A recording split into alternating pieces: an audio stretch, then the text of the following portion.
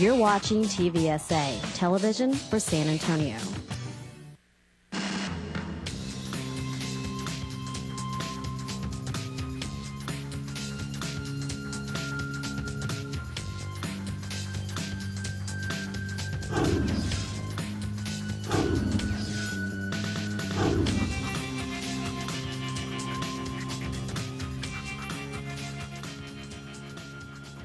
Hello everyone, I'm Officer Marcus Trujillo and welcome to this edition of Behind the Badge. Today we're going to bring in some new faces and we're also going to go over some information that's changed over the years. Now, as time evolves, so must the rest of the general public. Now the department has changed here recently. We've gone to new uniforms, we've even gone to a new paint scheme on our patrol cars that you may have noticed. And here recently, we've also gotten a new sergeant in charge of media services. And with me today is Sergeant Chris Benavides. How you doing, sir? Good. Good to see you again. Good to be here. So how long have you been with SAPD? 10 years. It's going on 10 years now. And what other assignments have you had here on the department before coming to PIO? You know, Marcus, it started way back when. No, I'm just kidding. I started out on the West Patrol as an officer. 2 years into my career, was part of some task force. One of them was a crime response unit. And shortly thereafter, I went to the gang unit. So most of my career has been with the gang unit. That was my forte, so to speak. I did that for a while as a patrol officer, got promoted. As a detective, was asked to come back and did a lot of plainclothes and undercover work. So my promotion to sergeant, I kind of wanted to expand. And I was doing so much of the operations side of the house, I kind of figured, you know, it's time to do something else, the other side of the house on the department. Now, you and I have known each other for a number of years. But for the people out there, for the viewers, we're going to take it kind of step by step for them. Sure. Can you explain to them what is the PIO office? What is their role? What is their function? Well, you know, different folks call PIO different things. Two different terms: Public Information Officer or the Public Information Office. I'm the Director of Media Services. What all that means is I'm basically the right-hand man to the chief when it comes to media events. My official title is Director of Media Services, but I'm considered to be a Public Information Officer, meaning I give information to the public. Now, how important is the role of media services to the general public, to the community, as it relates to the department and the community working together? You know, it's a delicate balance. There's two major issues that my office controls or tries to control. Media services and police incidents, by their very nature, generate a lot of interest by the public and the media. For instance, police-involved shootings, hostage negotiations, major crimes, and major task force involvement by the police department generate that and heighten the level of interest from the public and the media. So my office has to balance two major concerns: the right that the public and media need the information and want that information divulged, and major concern number two is our victims. We have to know what information to release and what to protect to keep our victims protected. For example, if we have a sexual assault complaint, the media, the public needs to know that. Is there a predator in the area? What information can we get about this predator? So we'll release the information. We try to protect our victims, but we'll release the fact that we have a sexual assault in this area. This is the suspect information and any other details that we can release. At the same time, we have to protect our victim.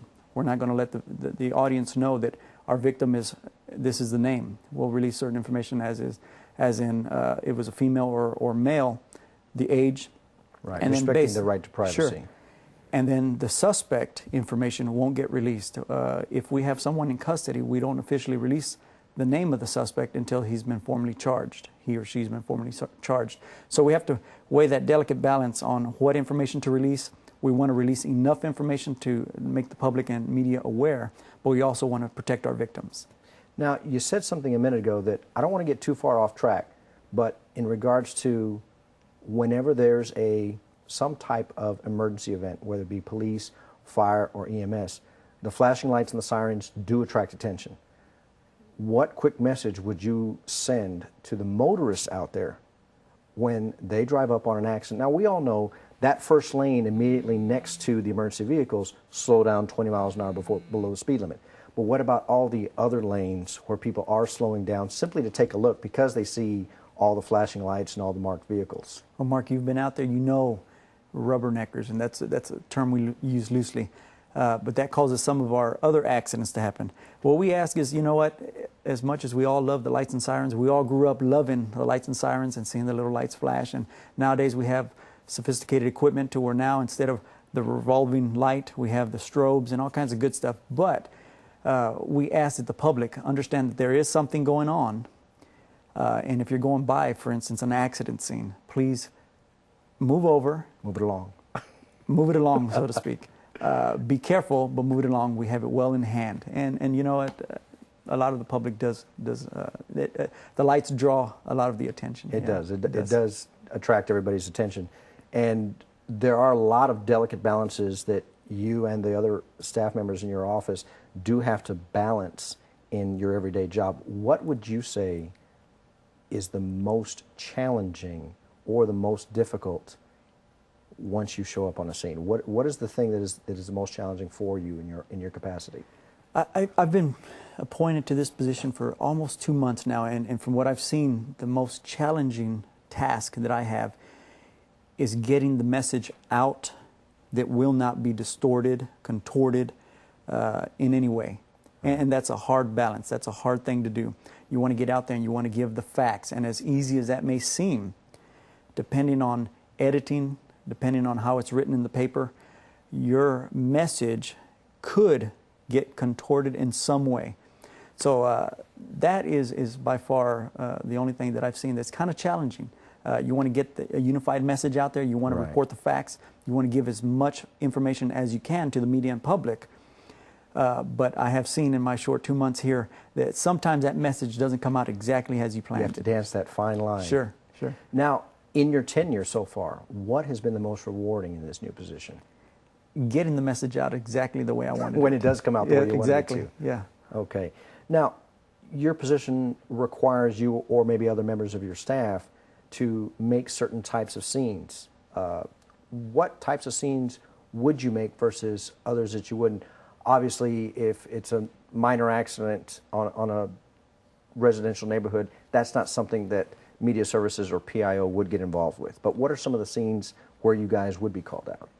You know, it's usually the major incidents, hostage negotiations, officer-involved shootings, major accidents, fire scenes. Basically, if it's of such magnitude that a simple press release won't take care of, I try to get out to the scenes.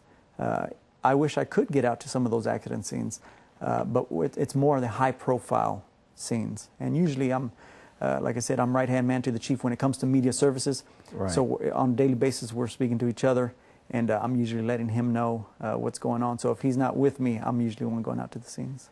Now, you've kind of jumped into the swimming pool, or jumped into the water already swimming, so to speak. We've seen you already on different channels for different events, different incidents that have occurred.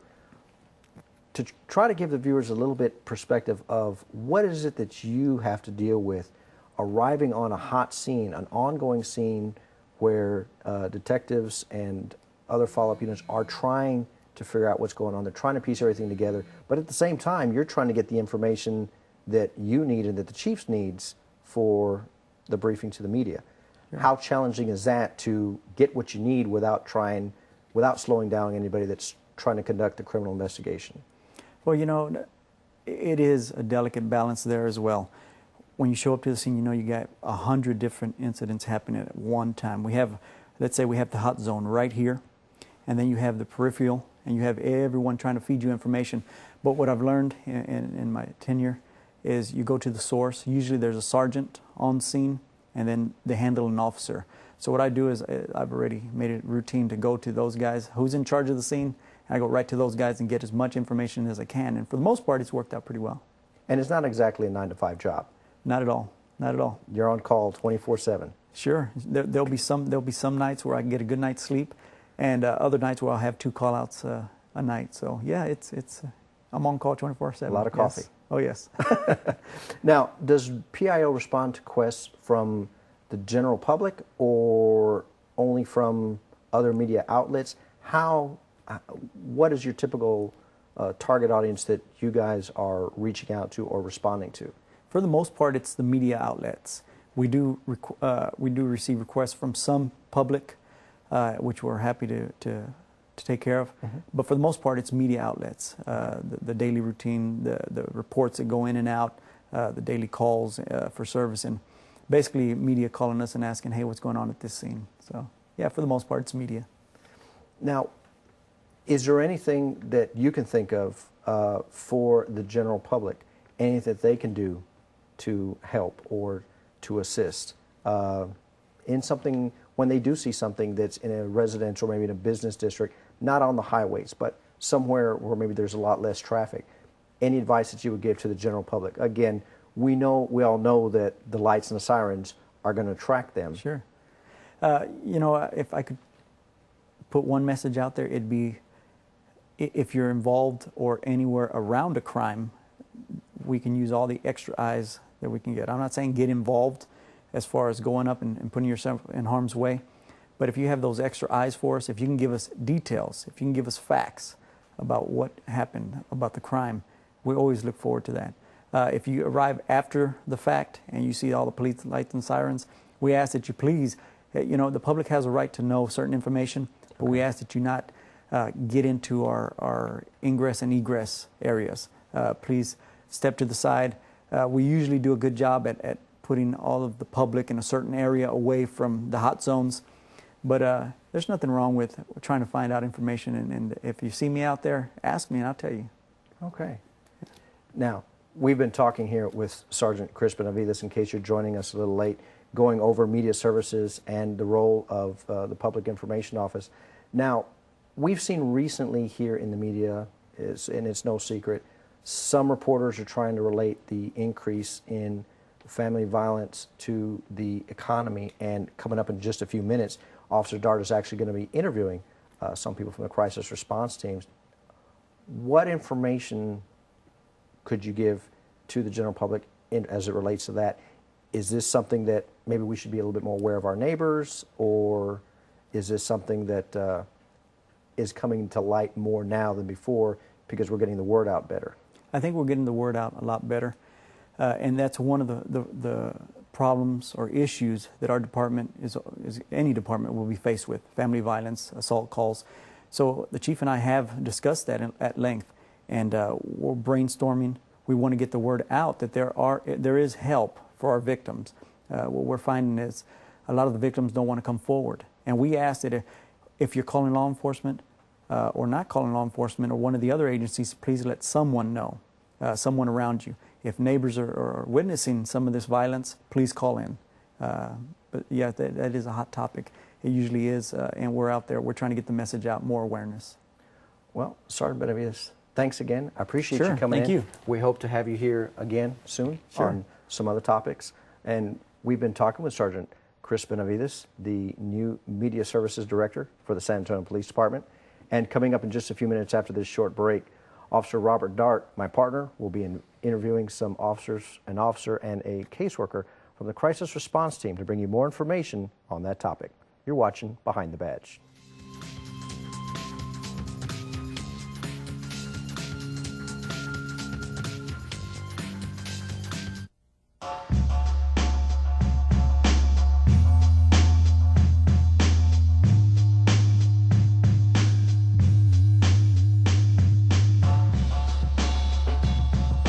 These are just some of the things that can happen if you drink and drive.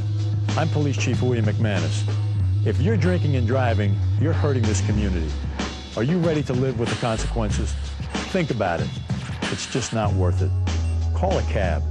Don't drink and drive. DefLink is now available 24 hours a day, 7 days a week in all of our substations and in our downtown headquarters. It allows us to easily communicate with citizens who rely on American Sign Language. So if you need assistance and you require this special sign language tool, just stop by your local substation and we're ready to help you.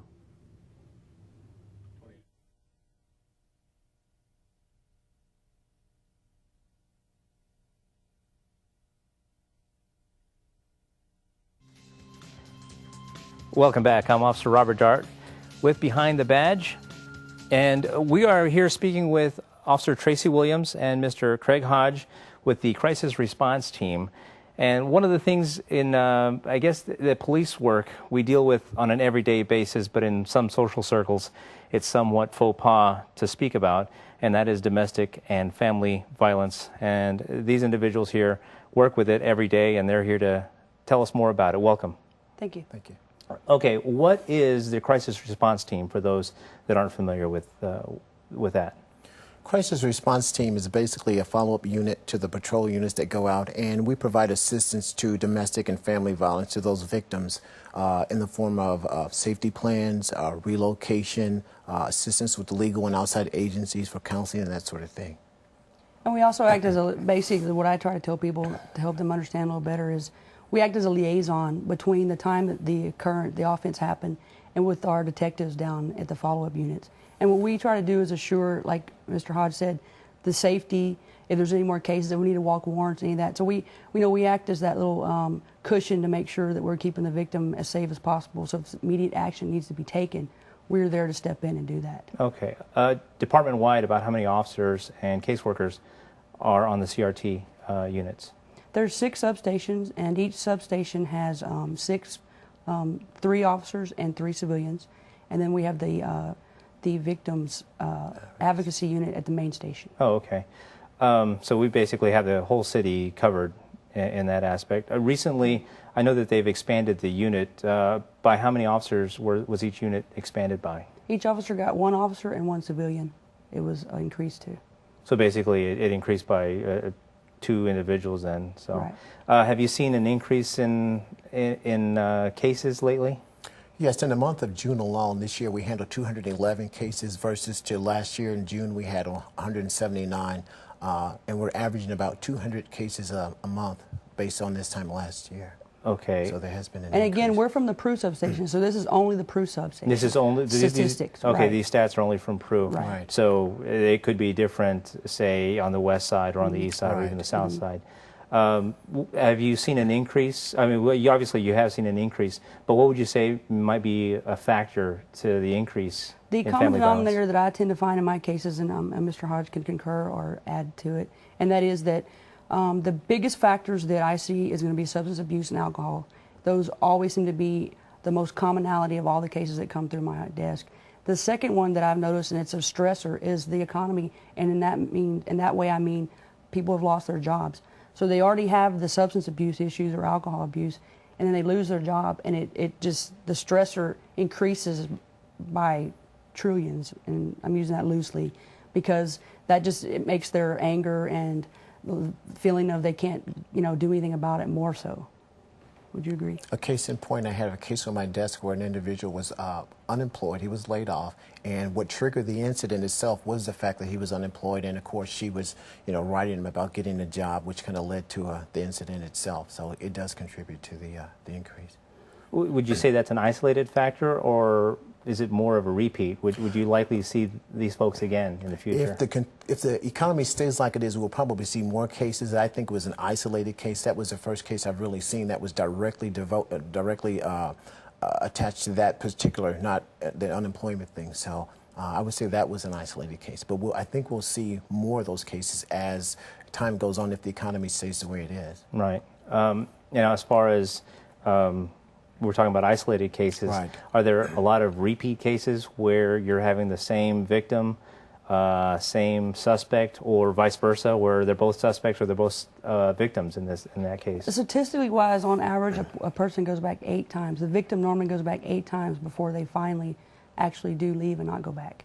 So we have that against us. We know when the first person comes in. So we try to educate them not only on stats, but in some reality checks to let them know, look, we don't want you to be a statistic.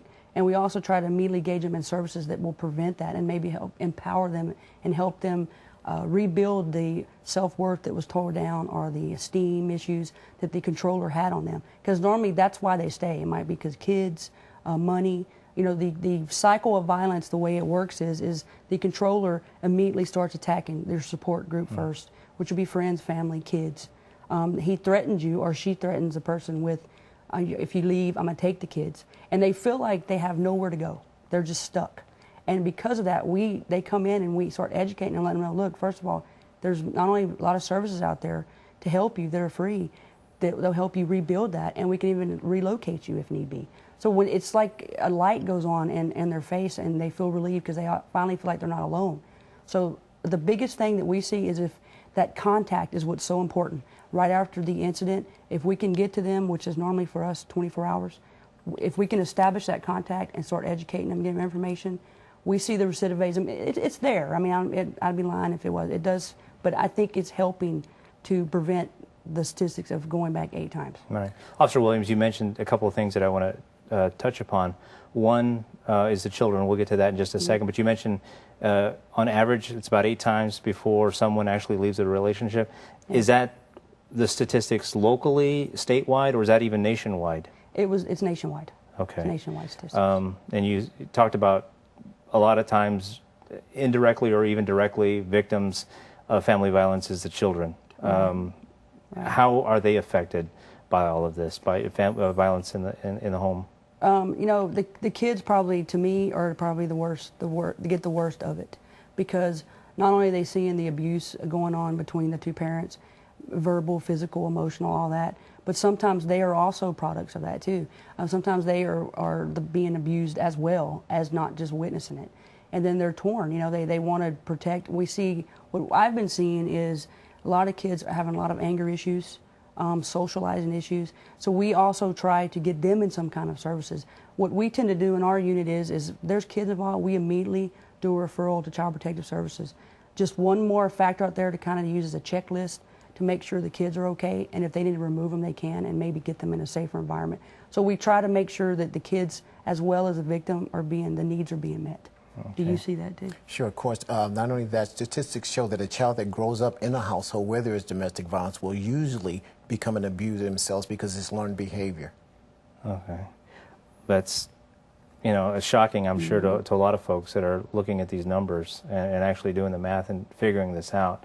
Mr. Hodge, how are victims referred to CRT? I know at the beginning of the segment you mentioned that you're kind of a support to patrol, right. But how are those victims put in touch with you directly? How does the ball get rolling? We come in contact, primarily most of our clients come through the reports themselves. The officers on patrol go out, they write up the cases, we go through the cases, and we pull out anything associated with domestic violence. Now, we also see walk-ins and referrals. I've had clients that I've helped in the past, the success stories, who go out and they have friends who are also involved and they will refer. But most of our cases come through the patrol, just the reports, you know, the assaults, bodily injuries, stalking, the harassing, the telephone threats, that sort of thing. So most of our cases do come through the patrol officers and the reports. However, we do get walk-ins and we do get referrals. Every now and then we'll get someone that might come in with just a question because of a situation, and they're not really sure what their rights are, and they'll make a question, what do I do? This is my situation, and then we get referrals that way also. Okay. Now, if an officer is out in the field, makes a report, and actually is lucky enough to make an arrest of the suspect, is the case over with, or do you, as CRT unit members, do you do any follow-up with that? We still engage, because at that point the person is arrested. That allows that individual time to, you know, to determine where the relationship is going. Is it salvageable? Is it one that you just want to do counseling to get through it, or is it a situation where, like Officer Williams was saying, hey, this is it. I'm at the 8th point. I want to do something now while he's in jail. So we still engage. Just because the individual is arrested, that's just the first part of the process. You still have that middle part to have to go through to deal with the situation itself, as far as what triggered the situation. Is there a history behind the situation? Is it a situation where you think, again, can be salvaged through counseling, or is it a situation where enough is enough, I'm ready to move on and end the relationship? Yep. And another reason we, I think, do that too is that the problem, and again, the whole cycle of violence of what it does to a person's demeanor, esteem, and all that stuff. The issue, I mean, I have a case where I worked with a lady all day long. She had been beat up. I mean, looked like a car had hit her. And I worked with her all day, got her engaged in services. We ended up walking a warrant, we picked the guy up, and she bonds him out. So the issue we have there, and particularly on arrest cases, is we want to make sure that we're still letting them know, because they're still weak. I mean, even though he's out of the house, you know, it doesn't mean for them it's over. So we want to make sure that we're getting to them as quick as we can, let them know, hey, look, please don't bond them out, but let us try to help you and work with you. And, you know, just talk to them, because a lot of times when they know what's out there, like I said, and they know they're not alone, they won't continue the cycle because they have to stop it just as much as the perpetrator has to stop. Right. Earlier you mentioned getting CPS involved. What other agencies, a lot of times, do you get involved in a lot of your cases? We work with the DA's office, the Family Justice Center, which is an excellent program, as well as the city has a lot of services out there. There's Project Quest, which is for job training. They get them temporary jobs. We're fortunate, Attorney General Victims Crime Compensation, which allows them to get compensated if they lose their job as a result of this or something. So we're lucky, and we have a lot of good counseling services that are either on a sliding scale or free. And that's good for us because, you don't want to go to a victim and tell them, look, this is what you need to do, but it's going to cost you a lot of money. So we're really fortunate that the city of San Antonio has these programs for us to be able to use. So we have a very wide spectrum of people that we work with that we've been fortunate to do. Now, if somebody is watching this and says, I'm in a destructive type relationship, I need help, I need out, can they just go pick up the phone, call you, or walk into any substation? They can walk into any substation because every substation, again, has a CRT unit. And normally, wherever they live would be the most convenient for them. But if they want to come to Peru, they certainly can. They won't be turned away if they go to a substation where they work versus where they live. I've had cases where they live on the west side and they work on the northwest side. So, yeah, it doesn't matter where because all of the substations do have a unit like us. Okay. Is there any last parting words that you'd like to let people know about the CRT unit? That no one, the victims are not alone. There really aren't. There are options, and you really just have to speak out, and that's the biggest thing. It's the hardest thing to do, but you're not alone, and we are here to keep you safe. That's We right. want them to know that we're there to support them. We're not necessarily there to end the relationship, but to find out which direction the relationship is going to go in, and we have tools to assist in that. Not every case ends up where the individual is ready to leave the relationship. There's cases where they just need counseling and some assistance financially or that sort of thing, and then the relationship can press on. Okay. Officer Williams, Mr. Hodge, appreciate you coming out today. Thank you. All right, Thank you. taking the time out of your busy day. I know that those cases are probably piling up, unfortunately. It's one of the ugly aspects of police work, but it's got to be done. And I want to thank you for the work that you do. Thank you for having us. Thank you. You've been watching Behind the Badge. I'm your host, Officer Robert Dart. We'll see you next time.